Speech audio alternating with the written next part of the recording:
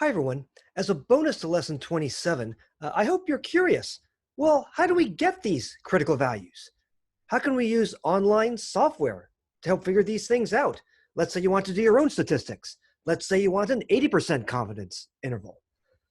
All right, so uh, let's see how you can find these critical values for a z-distribution given this confidence level of 95%. We're going to see how we can get the plus or minus 1.96. All right. Well, the easiest place to go to would be tutorhomework.com because there's this middle operation here. So notice here that we're looking at these two z-scores that are trapping 95% or 0.95 in the middle. So this website is very well suited to finding those kinds of values. We want to trap a probability of 95% or 0.95 in the middle. So I'll put 0.95 in the probability box here. I'll click on this arrow, and you see we get a z-score of 1.96 corresponding to the positive z-score over here. And by symmetry, you can figure out that the corresponding negative z-score is negative 1.96. But let's say that we go to a brute force table. Back in the olden days, we might have to use a table. Or maybe all you have is a textbook. Take out that z-table. Okay, so actually the negative z-score is easier to find because remember, we're trying to get half of 5% or 2.5%, 0.025 to the left of the negative z-score over here, this negative critical value. So we're looking for a z-score that corresponds to 0.025 probability or area to the left. It's like the 2.5 percentile kind of the z-distribution. Okay, well, remember for a z-table, you look for probabilities inside the body of the z-table. So we look for 0.05 in the body here. We know it's going to be a negative z-score because we're going to be over here to the left of 0. We want to trap 0.025 in here in the left tail. And these give cumulative probabilities, meaning left tail probabilities. Kind of like how many Netflix videos have you watched cumulatively from day one of the lockdown till now? You might say 1,000 videos cumulatively. All right, so where's the 0.025 in here? 0.025 in here. Ah, it's right here, 0.0250. We look inside out, negative 1.96. That should be a very good approximation. Got to move this down a bit. Okay, so negative 1.96. All right. On the Rossmann chance applet, by the way, you can get this in the upper right, in the applet collection under probability, normal probability calculator. I'll erase this here. In Zoom, you have to erase the annotations. Okay, so I want a z-score with the property that I have 0.025 cumulatively to the left. All right, click outside. It's going to be a very negative z-score. In fact, to find out more decimal places, I got to click in here and move my cursor. Negative 1.960 to 3 decimal places. It's negative 1.960 to 3 decimal places.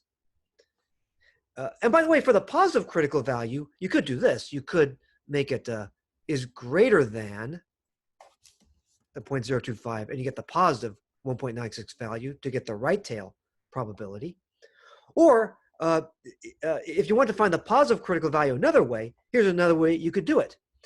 You could say, well, I need 0.025 to the left of this guy here. All right. I need 0.95 in the middle. So you add these. 0.025 plus 0.95 means that from this positive critical value, okay, how much do you want all to the left? You want a grand total of 0.95 plus this, or 0.975 to the left of the positive critical value. So in the Z table here, if you look at if you look for 0.975,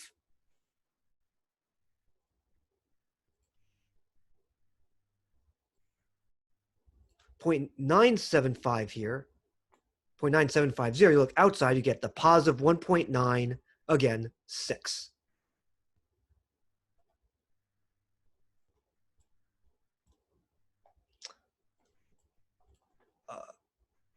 In the Rossmann-Chance applet, okay, you want all the stuff to the left of, okay, some value, again, to the left of, to the left of what z-score do we get a probability or area in dark blue of 0.975? The answer is 1.96. It's almost 2. All right. And what about Excel? Well, we talked before about percentiles, right? What is the 85th percentile of the z distribution? That was about 1.04. I'll take you back to, how about the Rossmann-Chance applet? Let's go to the Rossmann-Chance applet. Okay, so what was the 85th percentile of the z distribution? Put 0.85 under probability or area.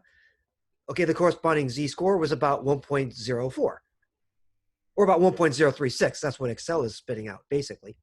So that's the 85th percentile of the z distribution.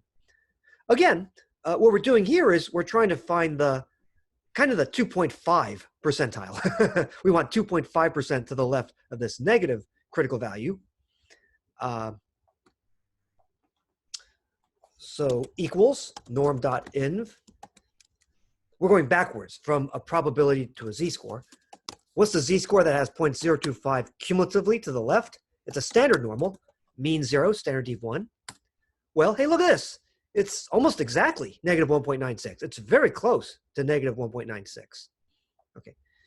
And then, of course, for 97.5% to the left, that's how you get this positive z-score. I hope you can use symmetry. You can figure out it's going to be positive 1.96, but you can figure out what's basically the 97.5 percentile of the standard normal. It's the positive version, about 1.96. So if you actually want to figure out what these critical values are going to be for the z distribution, for various confidence levels, you should be able to figure out using certainly tutor homework. That makes things very easy. But even from an old school table or the Rossmann-Chance applet, or you could go in either direction, left or right, pretty quickly, or using Excel. Next up, how do we use these critical values to construct confidence intervals? Next time.